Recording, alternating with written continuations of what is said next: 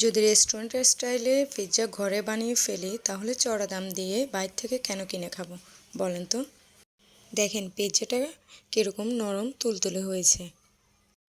পিৎজার do তৈরি করার জন্য এখন আমার যে উপকরণগুলো লাগবে, এখানে আমি পরিমাণ মতো ময়দা, ইস্ট, দুধ, চিনি নিয়ে নিলাম।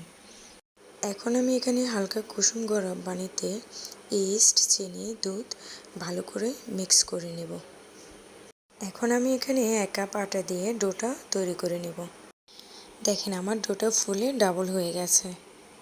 এখন আমি পিৎজার জন্য যে চিকেনগুলো রেখেছিলাম এখন এগুলো আমি ম্যারিনেট করে নেব।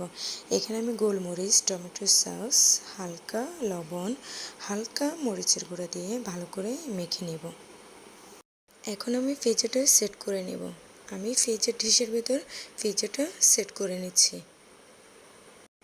এখন একটা কাঁটা চামচের সাহায্যে আমি ডোয়ের ভিতরে থাকা যে বাতাসটা থাকে না সেটা বের করে দেব। এখন আমি এখানে একে একে সবগুলো উপকরণ দিয়ে দেব। আমি এখানে দিয়ে দিলাম টমেটো, কাঁচামরিচ। আমার বাসায় কেউ ক্যাপসিকামটা খেতে চায় না, তাই সেটা আমি স্কিপ করলাম। এরপর দিয়ে দিলাম পেঁয়াজ। পেঁয়াজ দিয়েও যে ভেজে রাখা চিকেনগুলো আমি উপরে দিয়ে দিলাম। এখন আমি এখানে হালকা গোলমরিচ ছিটিয়ে দিলাম, এরপর হালকা চিলি ফ্লেক্স ছিটিয়ে দিলাম। এখন আমি এখানে গ্রেট করে রাখা চিজগুলো ভালো করে ছিটিয়ে দিলাম। দেখেন আমার পিৎজাটা সেট করা শেষ। দেখেন মাশাআল্লাহ কত সুন্দর লাগতেছে পিৎজাটা।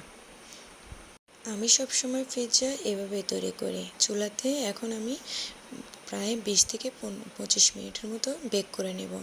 আর আমি সবসময় একটা বড় পাইপ্যান রাখি, ওটাতে আমি সেট করে থাকি। দেখেন মাশাআল্লাহ আমার পিৎজাটা কত সুন্দর হয়েছে, ফুলে ডাবল হয়ে গেছে।